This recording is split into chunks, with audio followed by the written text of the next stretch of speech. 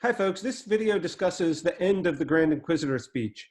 What is the final message that we're supposed to get out of it?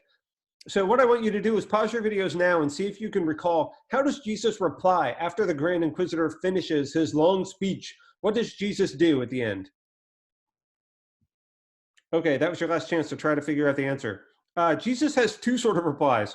The first one is simply silence. So he doesn't get up and get angry at the Grand Inquisitor. The Grand Inquisitor expects him to fight back, to defend himself, to say something. And this really aggravates the Grand Inquisitor. He's mad that the Jesus can just sit there and silently endure his long speech and explanation and has nothing to say for himself. So response number one, Jesus just sits in silence. Response number two, he then kisses the Grand Inquisitor very gently, sort of out of love. Even this terrible speech, this is sort of an expression of the undying love of, the ability to turn the other cheek and the love of all of humanity that Jesus is capable of.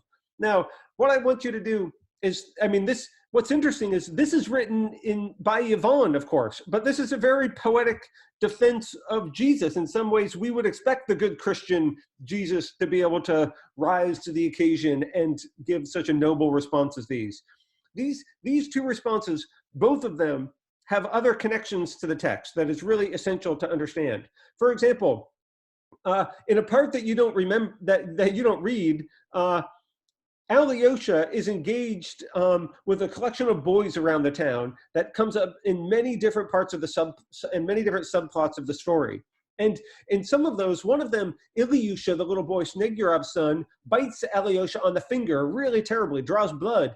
And Alyosha does not berate him, does not get angry. And it's a direct reference to this speech because the little boy wants him to be angry and he doesn't. He just endures it with silence and with a kind of love.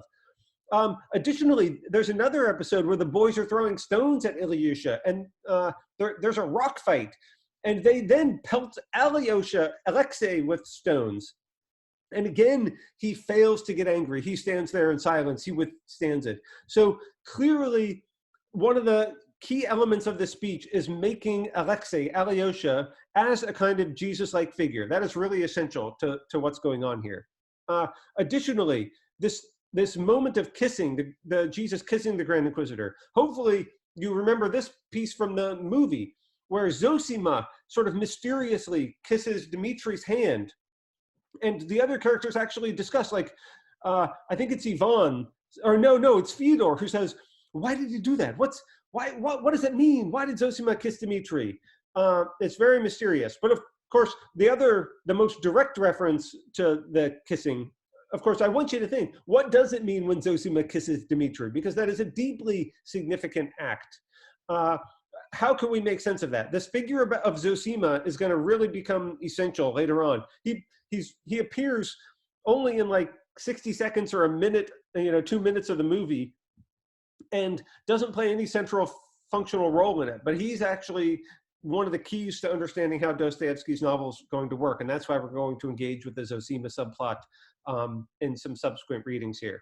But besides Zosima kissing Dimitri, a clear reference to what's going on in the Grand Inquisitor here, what you have to remember Alexei's reply. He kisses Ivan, and it's a wonderful moment. Ivan, of course, then cries, plagiarism! Literally, you just stole that from my poem.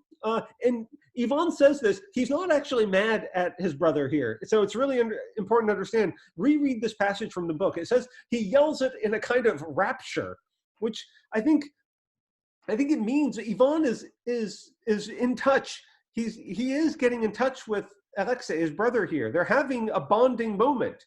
And it also means Alexei is deeply moved by Ivan's Grand Inquisitor speech.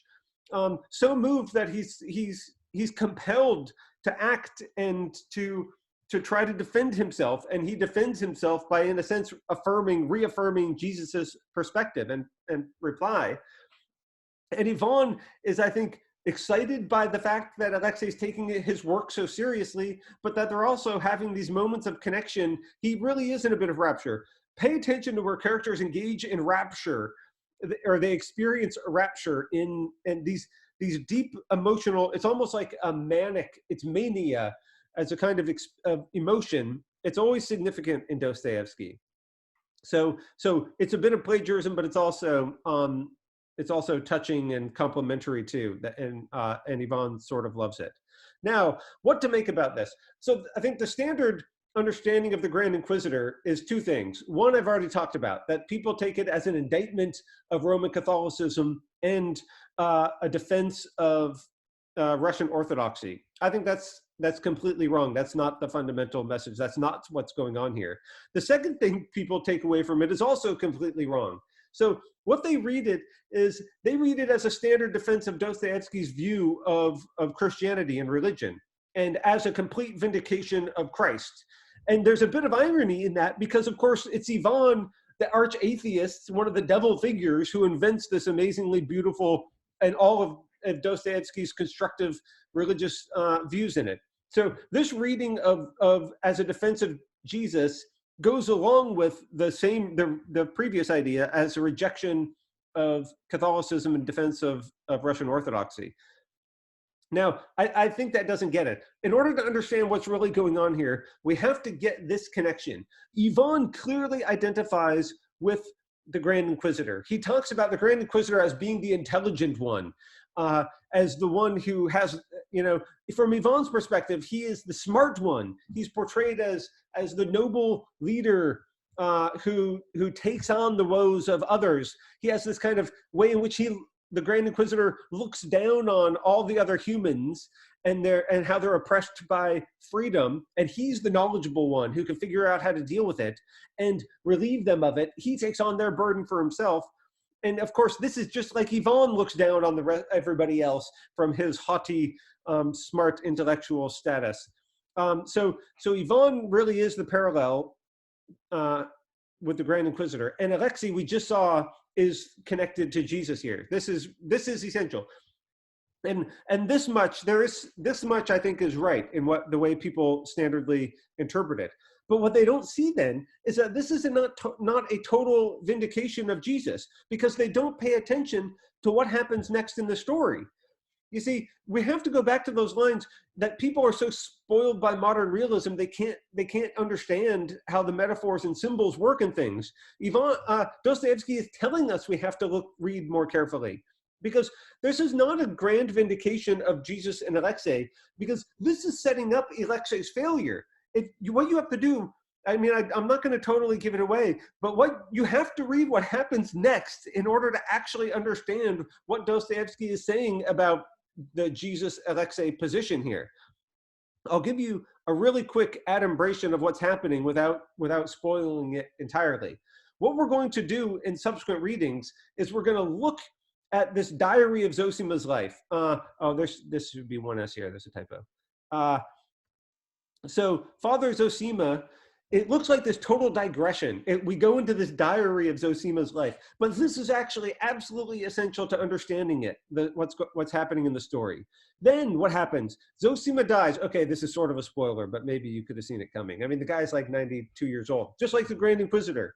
So he dies, and his body starts to reek. It stinks. And what happens is everybody then turns on Zosima, because he was portrayed as the saintly one. What you discover is lots of the people inside the monastery and in the town, he was revered as this holy figure. That's the way everybody talks about him while he's alive. But as soon as he dies and his body starts to stink, then all the people's snide remarks, everybody gets back at him, who their secret hatred of him boils up. And what happens to Alexei is he then has a total crisis of faith, a personal crisis. And that's what we're going to look at in some of the subsequent readings. So he is not portrayed, in Dostoevsky's words, Alexei, at the time of the Grand Inquisitor speech, does not have the answers. His character as this simple, straightforward, saintly one, which we get is all that we get about him in the movie, is not actually his character. He has a character arc. He must grow too in order to be saved. And what we can do is understand Dostoevsky's view of religion only by seeing what are the conditions for Alexei actually going through growth and getting saved.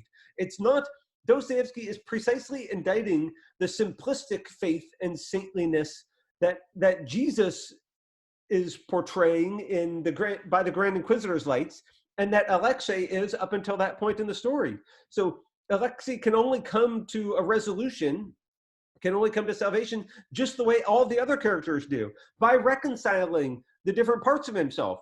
Because this is part of my defense of the idea that Alexei really is still in despair. He has not fully acknowledged what it is to be a human being, having both soul and body, body and mind, and figuring out a way to reconcile these contrary impulses. He has completely repressed half of it, and he must leave the monastery, go into the world, and engage with his full human nature in order to get saved. That's why this simplistic perspective that we get is actually completely wrong. And we're going to soon learn what Dostoevsky's real view is. Okay, thanks.